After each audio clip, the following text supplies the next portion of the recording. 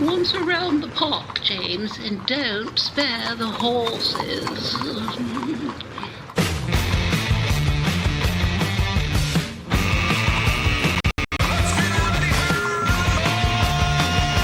It's showtime.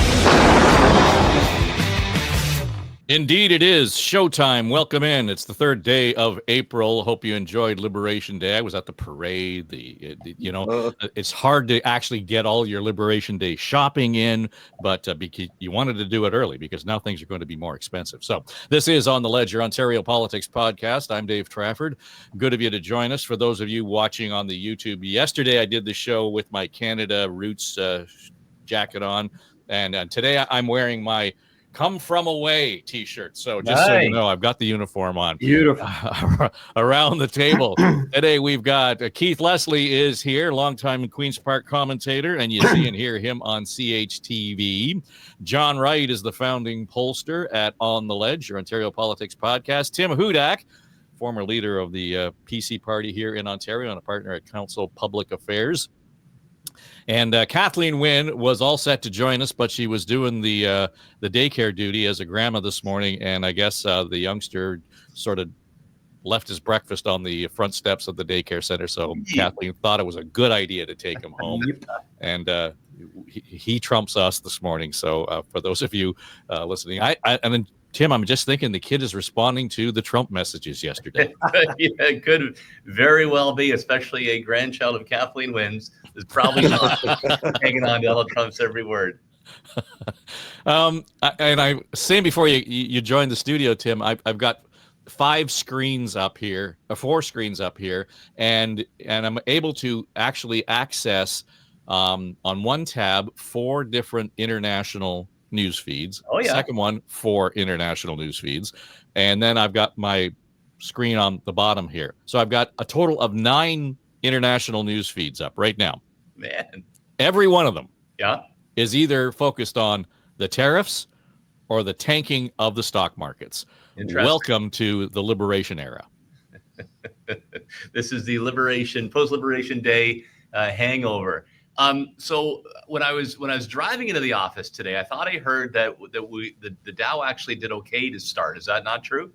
Haven't seen the specific numbers. I'm looking at Bloomberg. They just got red right across the board. Yeah. Well, it's really nice, right? You guys get the same thing. People say they enjoy listening to us on the Ledge, and they hear it on News Talk, or they stream it, and they ask me a lot about it. And I talk about, Dave, how you now have a disclaimer at the end of every show, just like we hear on the pharmaceutical ads, and they cause nausea or headaches or whatever. This show was recorded at 9 a.m. and things may have changed significantly. Yeah, well, entirely. And, I don't know what we say much more than what the hell happened yesterday, John. Yeah, I'm not really sure what to make of it. My initial response to it is that on a global basis, and having looked at some analysis as to how some of these things may have been calculated, it's some of the percentages of tariffs on different countries, it may be very simplistic as opposed to something sophisticated. So you kind of wonder, again, what is the design on everything that's being put here? Then I look at the stock market that's wakened up in the rest of the world this morning already, and the futures markets, and you see everybody like Vietnam tanking, and all the products that all of the major companies make there tanking, like Nike, like anything that's made there that's cheap are falling. And then you take a look at the opinion polls that have come out this morning just on his approval, on Trump's approval rating. You see him at 43%. Just to put in perspective, when Biden left, he was sitting at around 35%. But then you see the Republicans sitting at roughly 60% support. The Democrats and the Independents are down, but not. It's still holding strong on the Republicans. The question for me, from a Canadian perspective, is last night there was this reaction in the country, I think, that was kind of like, you plan to lash me with 100 lashes, and my God, I'm so thankful you only gave me 50. Like, there's a sense of this weird relief, and yet, there still are, with Stellantis shutting down its plants already, and the impact about to roll through, on the aluminum and steel. I don't think the Canadian public yet has sorted this out, let alone any of us. So I think it's going to take a few days for this to settle in. I'm just talking from a public opinion point of view.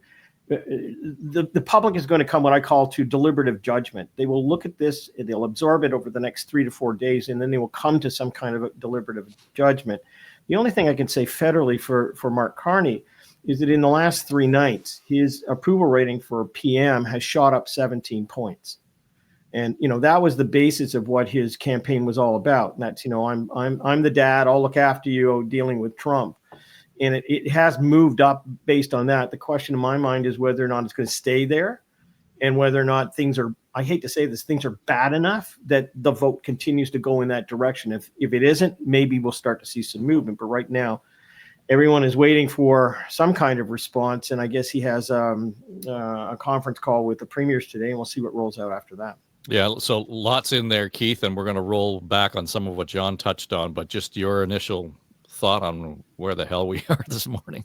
Well, I think it's interesting watching just the Canadian reaction. The world reaction is, I guess to be expected. Everyone's in a bit of shock, but the Canadian reaction is, to John's point, almost a bit of relief. We're only getting 50 lashes instead of 100.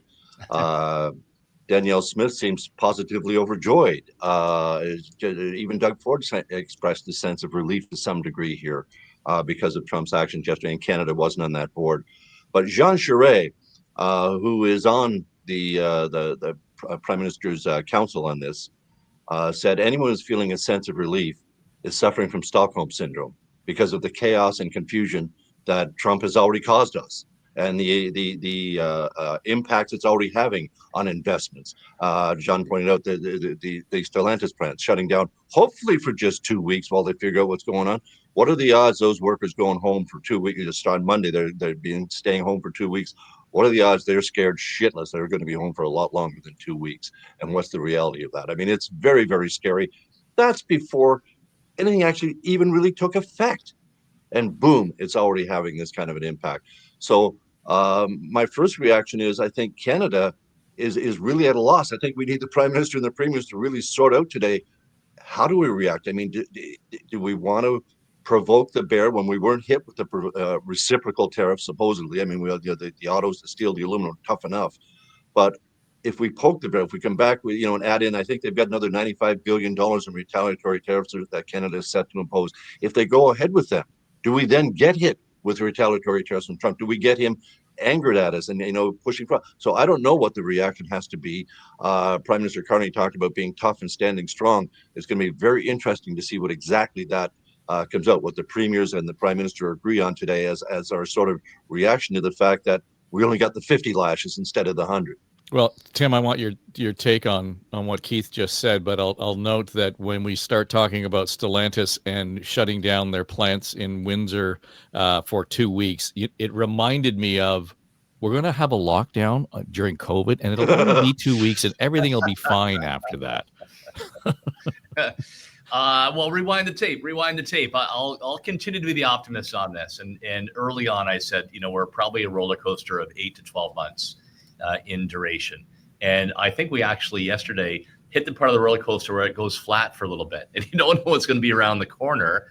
But I'll be a bit more of the optimist here. So we actually, I would say that our strategy is working. So we got a carve out. And we're sorting through the ashes of yesterday's announcement, but it does appear that Kuzma goods still are protected. We'll see how auto is treated depending on the content of US. But we did see, and I'm just checking as we go because it's going to change, but the TSE is actually up this morning. The Dow Jones is up a couple hundred points because there's some stability and predictability. And the Canadian dollar actually had its largest positive leap in 3 months. Totally get it. We're still down. It's only like 71 cents. But there was a view that we've carved out a competitive advantage over other countries. And I think there's a path ahead. What does that mean? I think if we retaliate, yeah. Right, you've got to still pinpoint and make smart decisions that impact key decision makers in the States. But I think it must be, reflective of the fact that the Americans gave us a bit of a break. So it should be, an appropriate move. Rule number 2, don't do anything stupid. Like, I still can't believe that Saskatchewan actually banned Bud Light because it's an American label, even though it was brewed in Canada, using Saskatchewan barley. And Mayor Chow's decision to ban Uber and Lyft that employs so many thousands is just nutty. So don't do more damage to yourselves. But third is a compromise. And I can talk more, David, going along about things we should put on the table. Dairy was centered out. And tell me how a dairy cow is deserving of more protection than one used for beef. Why not the Angus when you're covering, the Guernsey? Like, do we really want to sacrifice auto and pharmaceuticals and all of that to protect things that shouldn't be protected for so long, like the dairy side?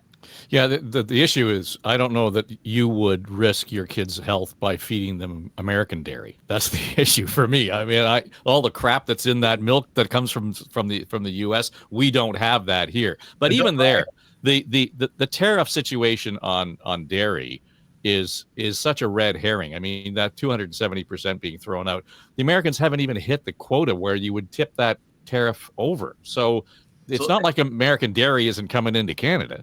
I think it's an easy give, right? Like, so the point I was trying to make is, I think our approach is actually working. I think what Ford has done, and we'll see who the prime minister is, continue the path of trying to take the game onto the American court. Similarly, seeing a bit of pushback in Congress. We're still in early days. And remember too, like we talked about what happened pre-Depression with Smoot-Hawley, and Smoot, if I recall, was a senator and Hawley was a congressman. And it came from Congress under Herbert Hoover. So I still think a lot of American politics is going to kick in. I'm not sure exactly where the president's executive authority ends and where congressional authority begins. Anyway, I woke up this morning. We're not through it, roller coaster, but I was feeling better. Agreed. So internationally, Keith, you mentioned the international reaction to all of this that's going on. And this morning, and just bear with me because I was blown away. I sort of revert to checking out what The Economist has to say on a lot of this, and their journalism is top notch. And here's their top story, a couple of lines from their story.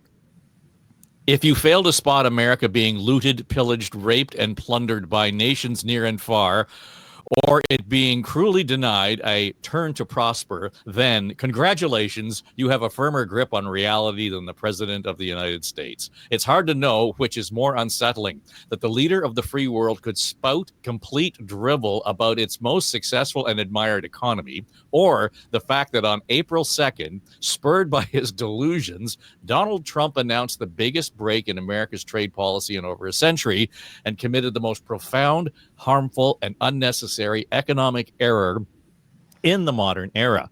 Almost everything Mr. Trump said this week on history, economics, and technicalities of trade were utterly deluded. On economics, Mr. Trump assertions are flat out nonsense. And here's the best part. And Mr. Trump's grasp of the technicalities of trade were pathetic. He suggested that the new tariffs were based on an assessment of a country's tariffs against America, plus currency manipulation and other supposed distortions, such as added value tax.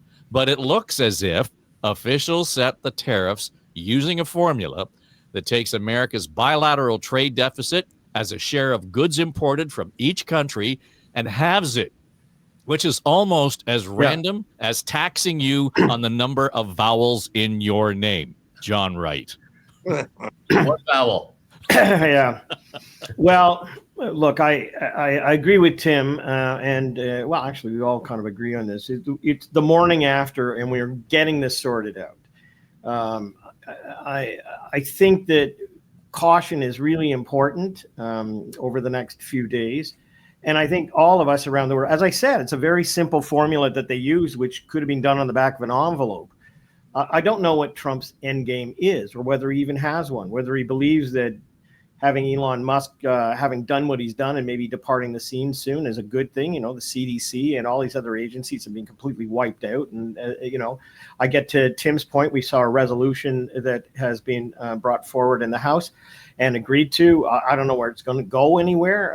But, nonetheless, all of this is getting the right amount of attention. I think we have to be really nimble over the next period of time. And we're in the midst of an election campaign. And so we have the debates coming up. We have if a week in politics is a lifetime, we still have another 3 lifetimes to go before the end of this. But behind all of this is the whole issue of affordability. It is the number one issue in the country. It's not Donald Trump. It is affordability. And when things like this happen, you're going to get a lot of anxiety in this country, people losing their jobs. They're going to look for signals and signs on this. So trying to calm people, trying to give some kind of optimism to, what has happened. I mean, we can put Tim out there, and I feel much better even having listened to him this morning. But the reality is that I think we've got another few days to almost a week to sort this level out and to see the reaction and how the rest of the world is dealing with it. Nonetheless, I think we basically have to hold on to the sides of the boat, over the next period of time as the waves keep lashing us. But again, I think people are going to try and figure out what is the end game in all of this, and I don't see it. Like I just can't figure it out myself. So I want to go back to the target of the tariffs right now. And, again, each of you has said, okay, this is great. Only 50 lashes, not 100, and we're better off today than we might have been. But here's what the issue is. And I was talking to a guy from Unifor this week, and he's a VP in the union. And we were at the rink, we were playing hockey. And as I walked in the dressing room, he's got the research department busy in his phone telling him this is what's going to happen. And specifically around the auto industry. And it was still fuzzy and vague around that. Two things. When we look at what is targeted right now, auto, steel, aluminum, basically those are the three areas that are really getting hit. Keith, these are targets that affect directly more than any other part of the country, Quebec and Ontario. Absolutely. So how is that going to color, twist, torque the strategy on this side of the border? Yeah. Because holy cow, the rest of the country got off the hook. We didn't here in Ontario, and they certainly didn't in Quebec. Even parts of Atlantic Canada are going to feel it more than Western Canada. And yet, who seems to be the least willing to offer some concessions for a national unified front approach by Canada to battle Trump? That seems to be Alberta. Doesn't just seems to be, it absolutely is. It is, yeah. It's just Ontario seems to be, and I think this is where Doug Ford gets a lot of credit.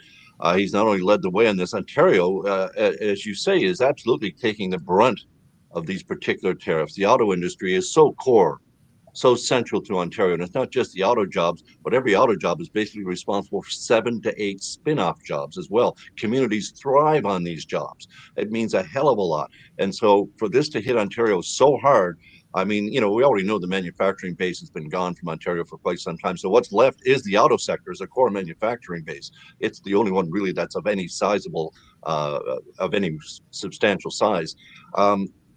To the point the Economist was making there about Trump, listening to Trump and how his lack of grasp of reality, the surrealism of it all.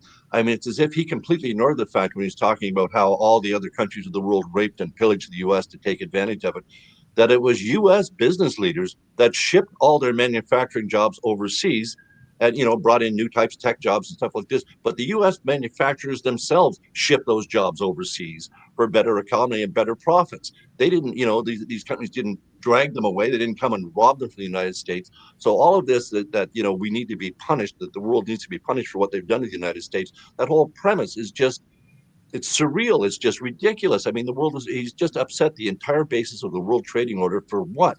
To try and restore a manufacturing base that you're never going to be able to manufacture in the United States goods that you can manufacture as cheap in China and India and elsewhere. It doesn't matter what kind of tariffs you put on them. They're still never going to be able to manufacture that kind of stuff. Getting aluminum smelters up and running in the United States, apparently that's going to take a decade. So what are you supposed to do? Why is Quebec, what are we supposed to do? Not sell our aluminum there? There's only so much made in the world, and a large chunk of it comes from Quebec. So this is specifically targeting central Canada. Ontario and Quebec are two major manufacturing cores at this point. So this is going to be really interesting to see how the Prime Minister dances around this. Doug Ford is leader of the Council of the Federation, the Council of the Premiers.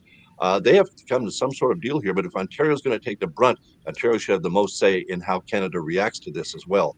And it's going to be a tough political dance for the Prime Minister, certainly until at least the election is held.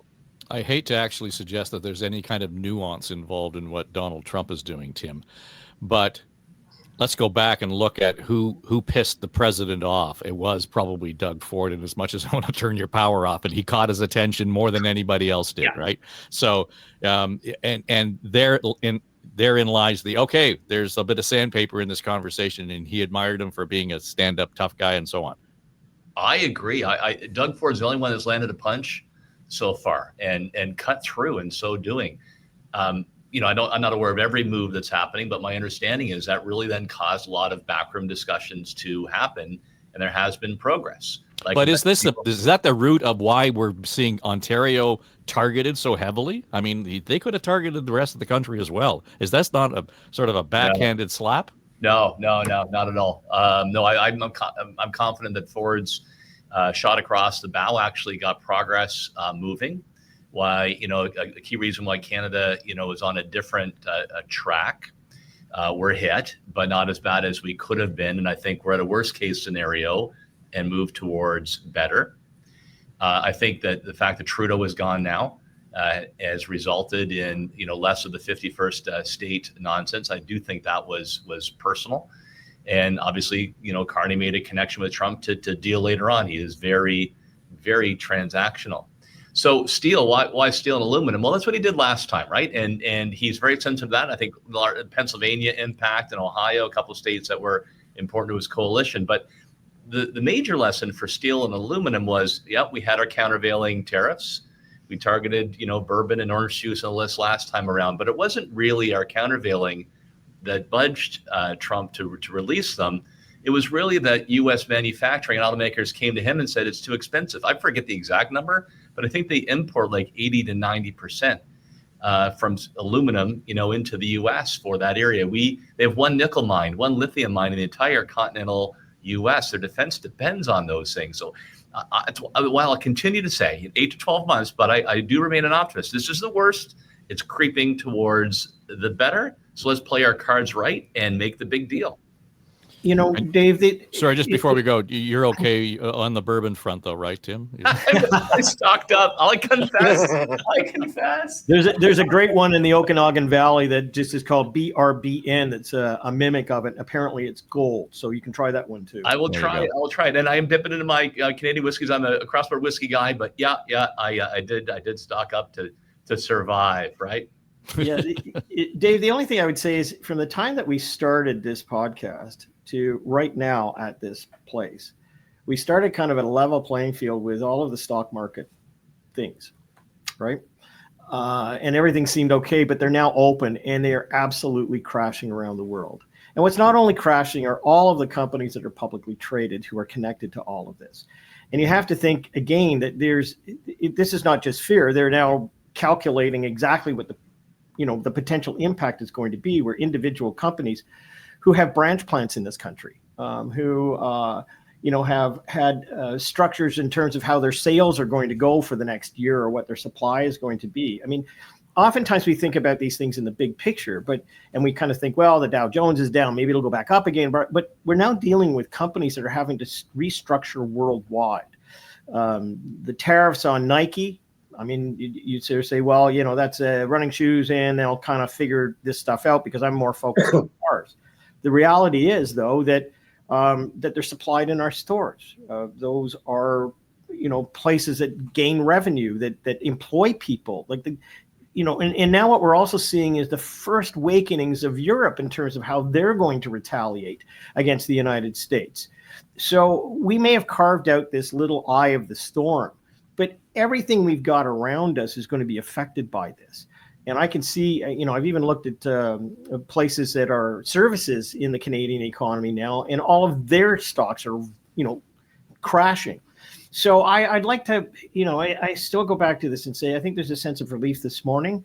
But now what's happening is that the rolling thunder is going to come to us. And it's beyond the control of governments. It will be the private sector as they completely readjust. Supply lines, all of the products that come into this country. Maybe there's a way in which Canada could say, look, we'll take advantage of this opportunity and we'll start producing these goods because we're not going to be tariffed on them because other people will.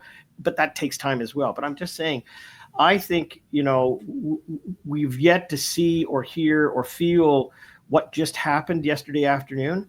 And it's not just going to be those things that we always talk about with the aluminum and the cars and stuff. It is rolling towards us in a really, really significant way. Keith, I'm looking at the numbers on BN and Bloomberg, and all the tech is really taking a hit. NASDAQ down something like 8,000 points, and it's, so everything is really reacting to it. Now, we've, again, been kind of through this before. It'd be interesting to see how it closes on the Friday of the week, the end of the weeks, and, because somebody's going to go in there and make some money, right? And there is the sort of the conspiracy theory behind all of this.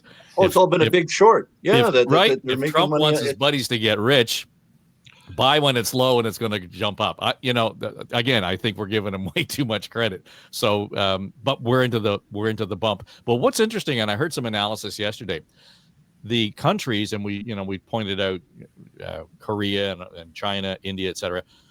They got hit with the heaviest tariffs because that's where, to your point, that's where those companies went.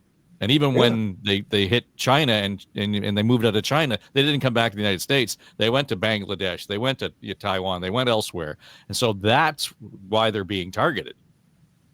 Well, again, and they're being targeted, and yet there was no tariff at all announced against Russia, North Korea.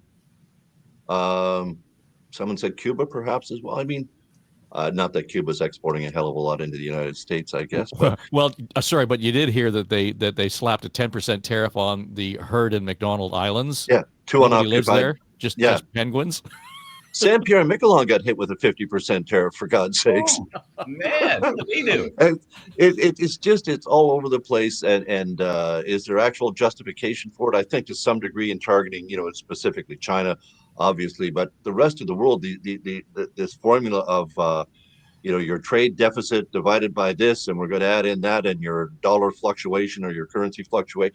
I mean, for goodness sakes, Canada's, he keeps talking about our $200 billion trade deficit that they're propping us up.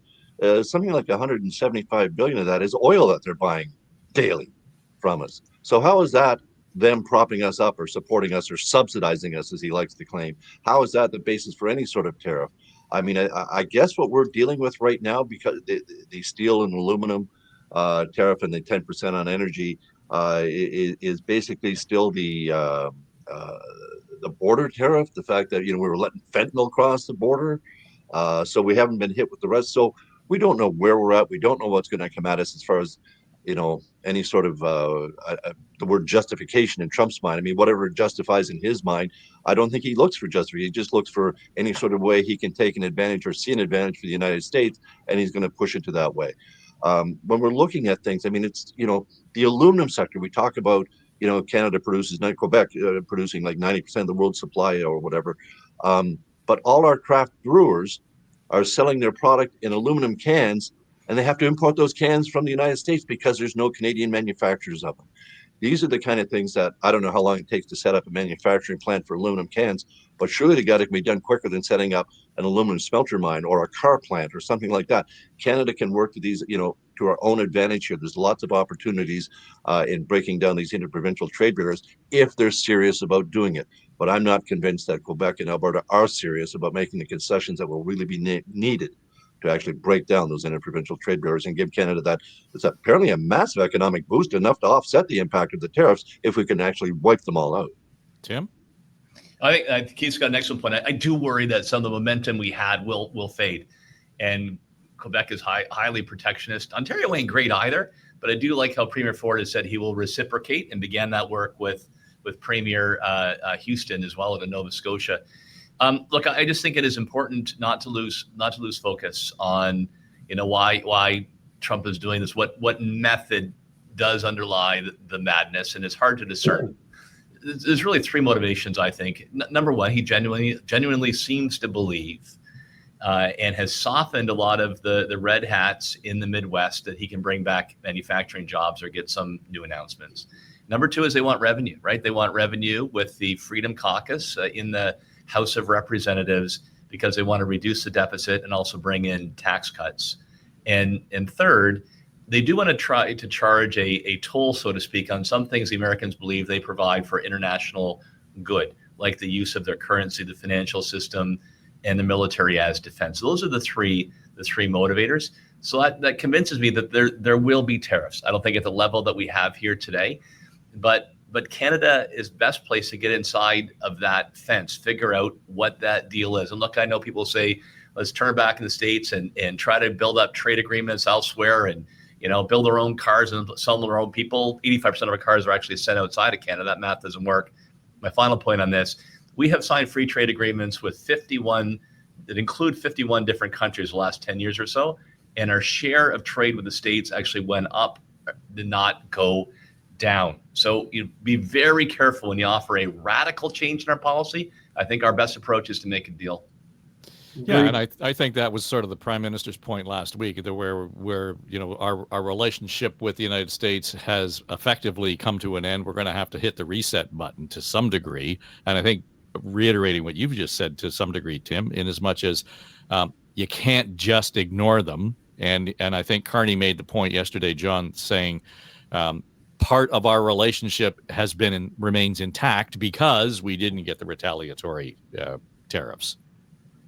Yeah, I'm just going to be short on my answer. I think everything that we've discussed this morning is be aware of all of these factors. Keep your powder dry. Keep a calm hand. Look at your opportunities. And I think, again, Premier Ford has best exemplified the way in which this battle should be fought. I mean, when he could have gone forward and make comments the other day, he pulled back, like he waited. This is the time to be really prudent. And again, we're in the midst of an election campaign, and I look at the gauge of the public in terms of how they feel about not just tariffs, but more importantly about how they feel about their own pocketbooks. And I think we're in a bit of a stasis at the moment while we kind of figure this out. So I think we are. I agree with Tim. I agree. We're in a very fortunate position. Even 50 lashes is better than the stuff that other people are being subjected to this morning. I look forward to coming back to this podcast a week from now, because some of those political hands will have been played. A lot of the international stuff will be rolling out. The United States may make concessions on some of these things and may be open to doing deals, but we're certainly protected for the time being. And we'll see how it goes with the auto folks and the steel and aluminum. But again, I would be very cautious to do anything until this kind of begins to sort itself out by probably Tuesday or Wednesday of next week. It's going to take that long to get a sense of where the world is at and where we should be. As silly as it sounds, one of the positive, optimistic notes people were saying to me, well, based on all of this and everything that's gone on, we haven't had any conversation in the last, 5 or 6 days about Canada being the 51st state. Having said that, the idea of the 51st state is not necessarily off the radar.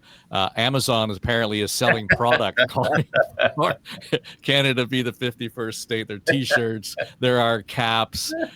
So it's part of the. And I talked to people this week who were down south and saying, they were on vacation, and when the Americans were asking them, well, where are you from? And they'd say Canada. Tim, they'd say, you're going to be our 51st state. So it really is a matter of jocularity, but you might they don't quite understand the elbows up yet down there. For sure. Like I never thought that was serious. I don't think they can Puerto Rico us, and the notion that Republicans would want to allow Canadians who 3 times elected Justin Trudeau, and now we're prepared to elect Mark Carney, would have 2 Senate seats and be the second most popular. They don't want us. We're good as friends. They don't want us to move in. What I think is interesting is how does this impact on the national campaign? Does it open a window for Poilievre? Yeah, I'm doing this during the broadcast, like your warning, Dave. So now the Dow has actually gone down significantly from like 15 minutes ago. The TSE seems to be hovering, so you never know. But does it feel like this will be a bit of an opening for the Poilievre campaign? It feels like they've got a bit of momentum. If things are seeing the temperature's gone from Star Trek's red alert to yellow, is their door open? Well, let me ask you this, though, because, and I think this has been the failure of the Conservative campaign so far, and I think it was the failure of the Liberal and NDP campaign in Ontario. And that is to say, it's not Trump and affordability. That the Trump issue is an affordability issue. The threat of Trump and tariffs, et cetera, is going to make your life a hell of a lot more expensive. It's going to make, it's going to cost us more tomorrow because of this. And it doesn't matter where you fit on that scale in terms of your income or anything else. It's going to affect your pocketbook. Tariffs are a kitchen table topic. So, Tim, I don't understand why those two paths haven't crossed yet, and it's become a clarion call on that campaign. So there's one major difference between the Ontario and national elections. And what we found in our polling at Council of Public Affairs was that while Ford was underwater on a number of issues, including affordability, healthcare, and education, neither Marit Stiles or Bonnie Crombie were seen as doing a better job. It was either, Ford or none of the above. I really think you could have drafted from the dead, William Lyon, Mackenzie King, and bring in Winston Churchill for a championship round, and nobody could have stopped Doug Ford this time around. On the national scene, I'll make the case, and John's probably got more insight in numbers, that Poilievre does have the edge on a number of issues around affordability, around the economy, reducing size and cost of government. So I can see why they want to keep that ballot question. I'm still going to be on that way out to lunch. We'll repay the tape, and I'm off and all these things. But I think Poilievre does have a little bit of momentum. I think that's actually shifting a little bit. There's still almost 4 weeks to go in the campaign with debates. I don't think that he can out Carney, but I do think if he can move enough people to the ballot question, it's time for a change. We don't want the same, band that drove our country into the ground running things. Look behind Carney and see who it is. For negatives to start eating into Carney's honeymoon, I do think there is still time for that. And if the temperature cools with Trump, even more. So is he running against Carney then, John, or is he running against Trump? I mean, that's the conundrum, right? No. You remember when I dropped into this a few podcasts ago that at some point, if the affordability issue becomes important, then there may be people who are espousing that they are liberals decide to go the other way, at the ballot box. Because we've seen that before where there's kind of people who say, well, I would never vote for this person, but when they get to the box, their agenda is actually more aligned with the other, with that person indeed. I think the question is whether or not with his speech in Toronto, where Carolyn Mulroney introduced him, the tone was different, the approach was different. The speech itself was solid and was without a lot of the hyperbole to it. Whether this does mark a change in the campaign and whether all of the howling from the conservative sidelines has had an impact on the campaign. The number one issue in this country is affordability. Now, all of this that we've talked about this morning in terms of tariffs is going to play into that. It's going to play into people's anxieties, and that is kind of like, well, who's best to handle this? The previous approach to slash and burn, get rid of foreign issues and policies and save the money and defund CBC, all that.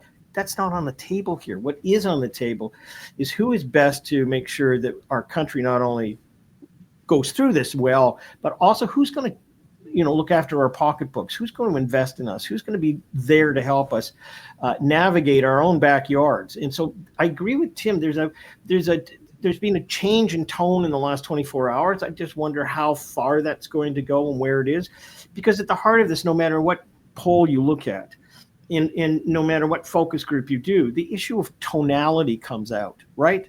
Like it's just, people will say, I want an adult in the room and I don't want somebody that's nasty. Can you change that in the next 3 weeks? I don't know. But Poilievre's got an upcoming debate that's going to be absolutely crucial for him and for Mark Carney. Coming out of that, the English and French debates, there may be more momentum that's generated. But I think you've got to be nimble in terms of looking at your windows, and maybe this is one of them. All right, John Wright has to bail on us, so thanks, John. Take care of that appointment, and we will talk to you next week and be curious to see what the lay of the land is federally, internationally, nationally, et cetera. John Wright, our founding pollster here on Great the to be ledge. with you. Take care. Well, Ciao. All right. I had a polling question. John's got to go, but I'm really curious right now with Carney and the Liberals so far ahead in the polls, and the trend just keeps seeing them going up and the Conservatives coming down. And yet I'm watching Pierre Poilievre's rallies, and they are significant. They are stacked into these rooms. They're not small rooms. These are significant rallies. It shows that, to me, he certainly has some momentum, and he's certainly got a core of followers that are absolutely committed to coming out and supporting him wherever they can.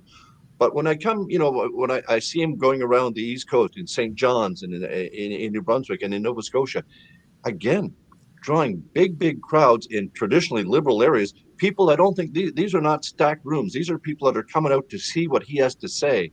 And they're curious. They're interested in what he's saying. So the polls may be showing us one thing, but the physical presence I'm seeing at these rallies shows me that, at least, in the Conservative ground game, they're doing great.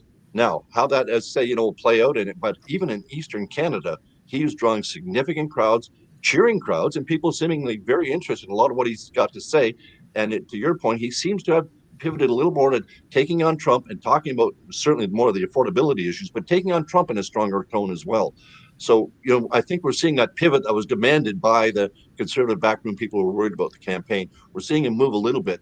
But I think, that he's got to have some just the momentum behind you. When crowds fire you up like that, that really gives you just your internal momentum, and it gets all your volunteers fired up. It gets everyone going. So I think those crowds are impressive. And I think the polls have got 3.5 weeks to change substantially. So I don't think anything's for sure right now. I think the trends have still said, as I say, showing the Liberals gaining and the Conservatives slipping. But I'm not so sure that's going to be reflected in the polls 1 or 2 weeks from now. Do you want to give a 30-second answer, John? Well, I think the ground game for the Conservatives is really, really strong. I think the people who are coming out to see him are the motivated people who want to see a difference. And as I said, I think there's two issues that we've got on the table here. Is Mark Carney the one to handle the tariff issue? If that gets settled out, I believe that there is an opportunity here for the Conservatives to advance. You have to look geographically in this. It's not just at the big numbers. You have to look geographically. And the other thing is, in order for the Conservatives to win a federal government, they have to be at least 4 points ahead of where the Liberals are. So there's a lot of ground to be made up, and that's because of the efficiency of the vote in the West. But there's a lot of ground to be made up by the Conservatives, and who knows? We'll see what happens over the next week or so. All right. Well, we'll let you go. Thanks, John. Take care. All right.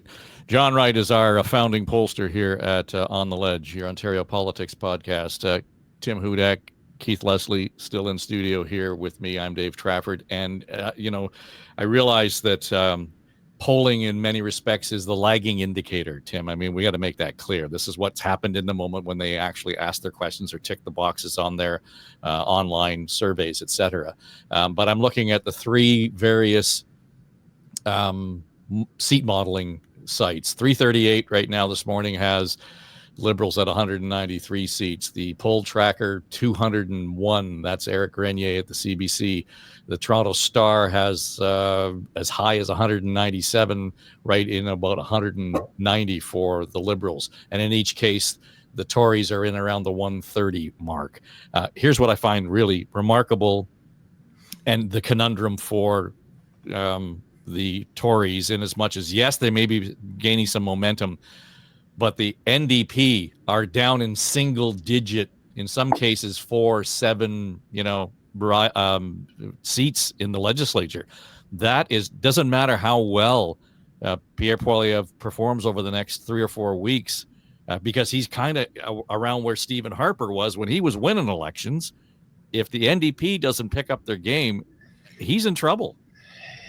Yeah, you nailed the math there, and I think it'd be great to get John's perspective next week's show. We got some fresh polling to see where things have shifted. But it occurs to me the Conservatives' support is bedrock. Keith illustrated a number of examples he's seeing in the East. We're seeing this in Ontario, and highly motivated. So why the Liberals have the lead? Well, it's the implosion of Jagmeet Singh, New Democrats, and the way they've managed their file and the kind of lost brand they had. My grandpa Thomas Dillon's rolling over in his grave. He was CCF orange all the way, and to see that his party's down to single digits, holy smokes. And the Green Party, they're better off just hopping back on the spaceship and going back to the twin planets they came from, not even on the scene.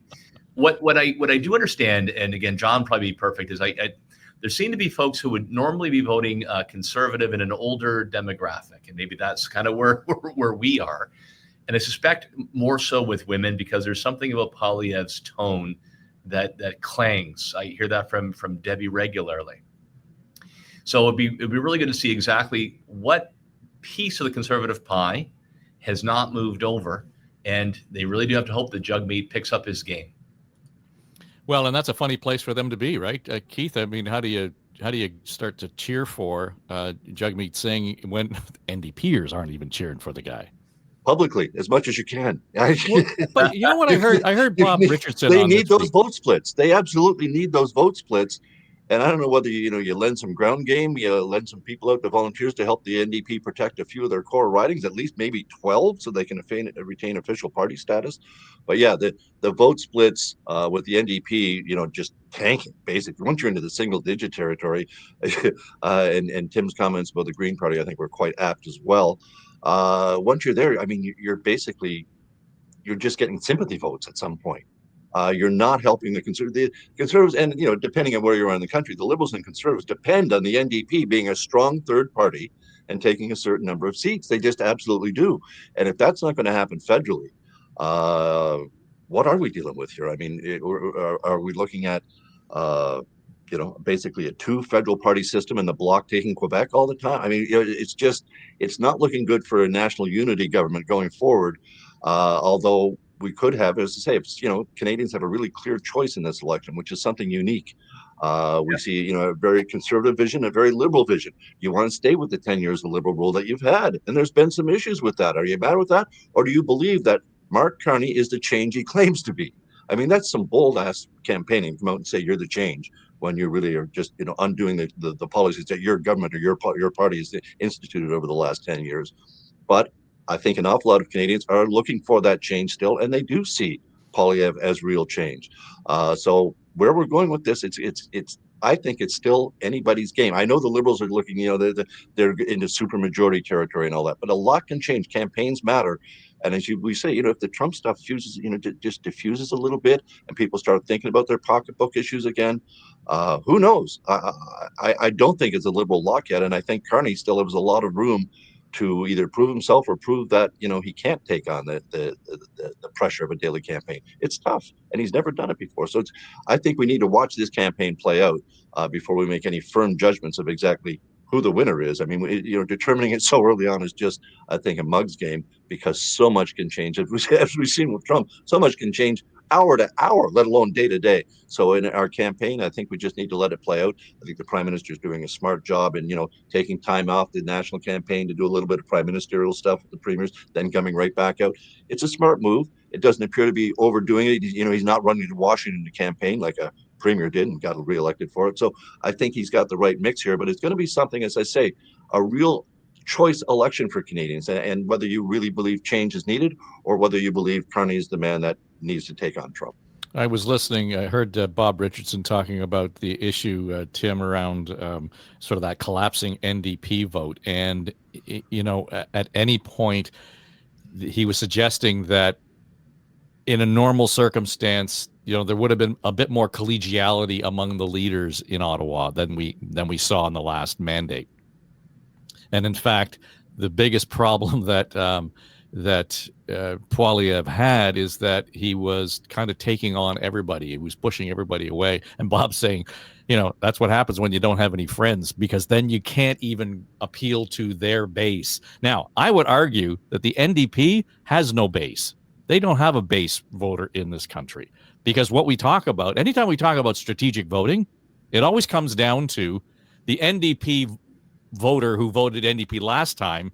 Well, maybe I don't like that guy today, so I'm going to go over here and vote. There is no real commitment to an NDP vote. Do they have a core? Certainly, it has been watered down, badly. Look how far they've fallen from their Jack Layton height not that long ago. And I think the Jagmeet, and I enjoyed working on the entire legislature. A lot of strength as an NDP, MPP, and opposition member. Just got too close to the Liberals, did not seem to have a backbone, and just wasn't there, fighting for the type of New Democrat voters that I know, from Niagara. who want somebody to fight for the little guy. They worry about, their jobs. They question the establishment. He got on the wrong side of those issues. I would like to see, and again, it's a great question, better for John Wright, if the blue-orange switchers that Doug Ford targeted had some success with, not as much as he wanted, if they're looking at Poilievre, and then what type of New Democrats are hemorrhaging towards Carney, or is it all of them across the board? My guess, it's the more establishment NDP, but the intellectual class, the social activist, woke crowd, for lack of a better word, is going for Carney. My gut tells you the blue-collar New Democrats would be more so to Poilievre if they abandoned ship altogether. I think a lot of New Democrats are still mad at the party for propping up the Liberals. Yeah, sure. And Trudeau's gone. They can't punish Trudeau for it. The Accord's gone. But them keeping the Liberals in power for that last 2.5 years of that Accord, there's no one to punish for it right now other than Jagmeet Singh and the NDP. And I think that's happening to them. I think absolutely there's a hangover from that. As I say, the Liberals, Trudeau's gone. So who do you punish on that? You punish the NDP. And I think the polls are showing that they're being decimated. So for everything we've talked about today, not once did we talk about candidates who got kicked off the out of the parties. Apparently, there's some vetting needs to be better done. So sure, but I may be wrong on this, Tim, but it's not unusual to have candidates be removed in during a campaign. Doesn't matter what party. That happens. But it does seem, and look, there's 338 ridings multiplied by 3 major parties, right? So you're over 1,000 candidates to become the clown. But I'll say two things in general that I've observed, and as a former leader that I watch with some sadness. I am disturbed. I think it's a disservice to our democracy and the talent of people you want to attract into public life when you see more and more leader control of who gets the nomination, more manipulation of that process. And I wanted a competitive nomination to maybe, earn it. I was more hungry for it, and I would have done a better job. So number one, I'm sad to see that within my own party, but I think all 3 parties. And secondly, I think the bar has become so low for when you kick somebody out for what is just stupidity. There are some things that you would say that are, gone, hateful messages. You should have been gone and it should have been caught in the vetting. But, the guy in Windsor made a bad joke, but it was on a comedy show and nobody really thinks he wanted to publicly hang Trudeau. So what you see here today is that the campaigns will dump a candidate, especially in a riding they don't think they're going to win, so they don't lose a message day. But do we really need to knock people out for being stupid? Just let voters make that decision, as opposed to somebody who says that's something that really crosses the line. But I dare say the Paul Chiang situation is somewhat different than the others, Keith. Should have been handled much quicker. I mean, for the fact that the candidate himself had to come to the realization rather than the leader that you're out. That should have been on the Friday. I'm sorry. We're just moving on. We're going to have another candidate there. Those comments were just completely unacceptable. I still don't know the context for that comment, whether it was a joke or what it was. I never heard the original comment, but I know what he said. And, turning someone into the Chinese consulate for the bounty, that's going a bit too far against a political opponent. I don't care who you are. And as a leader, I think that was a test that Carney failed or the people around him failed. That should have been dealt with on the Friday, boom, as soon as it came out. Yeah, but having said all of that, it didn't make a dent in any of the momentum, anything else. Well, no, and perhaps it probably shouldn't. I mean, I agree with you. He's brand new in the job as leader, and it took him a weekend to come, and I'm sure he's getting all sort of conflicting advice on how to deal with that, and he's trying not to be too dictatorial. Less than 2 weeks or barely 2 weeks into the damn job, so he's probably trying to take advice, and so I'll give him that one. It was a particularly stupid comment and should have been dealt with harsher right off the bat. But as I say, he's new to the job. It's dealt with. There's still time to put new candidates in. It's when you lose a candidate after. If the Tories had held on to that until after, is it April 7th, when you can't nominate a new candidate, that would have made it harder, would have been a riding that could have lost. So it's interesting to see, but I think it's, people just look at that and go, okay, that was a really stupid comment. Shouldn't have been said.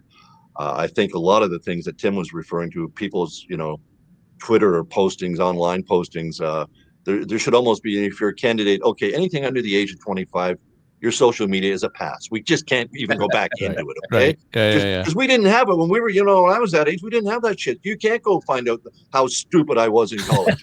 And thank God for that. Because I'm sure I'd have been posting pictures of it all. So I think they're really absolutely for even your political candidate, unless it's as egregious as, you're basically following Hitler, it should pretty much be anything under the age of 25. Let's just give it a pass, okay? And we'll bet you from there on in. The only thing I'd Treat you say like an adult. on the Chang thing, Tim, is I think what tipped it over is all of a sudden the RCMP says, "What's going on here?" So that puts a different bent. It's not just being stupid. All of a sudden you've got the National Police Agency looking into what's going on. Yeah, that was clearly a bad piece of judgment and a failure of moral leadership on Carney. So. Look, Keith made an excellent point. There's going to be all kinds of things. I hope we don't continue to see another further deterioration of the value of local candidates. All right, guys. Well, let's leave it at that. Who knows? As we say, by the time you listen to this, things may have changed, and I expect may have changed by the time I get around to posting this at some point. So Tim Hudak is here. Keith Leslie, John Wright was here, and we hope everything's well in the house at Kathleen Wynn's place where the grandbabies are doing okay. So enjoy your weekend. Thanks, Tim. Thanks, Keith. I'm Dave Trafford. And by the way, if you are watching on YouTube, subscribe to the channel because you not only get this show, you also get Now and Next, or Politically Speaking, during the campaign. So there's a real opportunity there for you to kind of dip into the conversations. Feel free to do that. Otherwise, if you're listening on Apple, Spotify, and you can find all those shows on whatever platform you're on, iHeart as well. So that'll do it for us. It's On the Ledge, your Ontario Politics podcast. Thanks for listening. I'm Dave Trafford for Story Studio Network. I have a YouTube channel right here, as you can all people see. Please subscribe to my YouTube channel for more content. Look at this. Bye now.